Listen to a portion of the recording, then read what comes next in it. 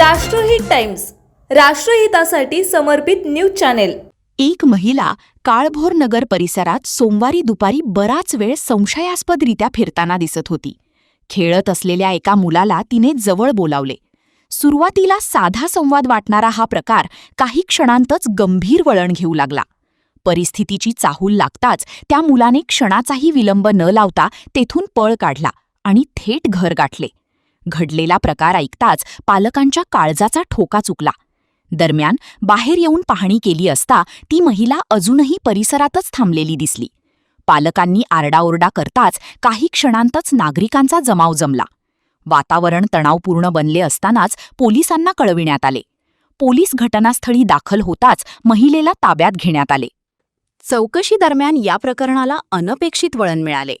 सुरुवातीला महिलेने आर्थिक अडचणीमुळे मुलाला पळविण्याचा विचार केल्याचे सांगितले। ती महिला मोहननगर परिसरातील राहणारी होती। पोलिसांनी तिच्या पतीला पाचारण केले, मात्र पुढे तिच्या कुटुंबियांकडून वेगळीच माहिती समोर आली। तिची मानसिक स्थिती बिघडलेली असल्याचा दावा पतीने केला। त्यामुळे या घटनेमागचे नेमके कारण अद्याप स्पष्ट झालेले नाही।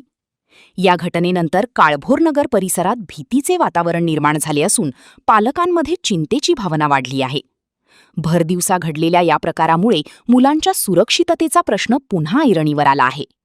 पोलीस या प्रकरणाचा अधिक तपास करीत आहेत।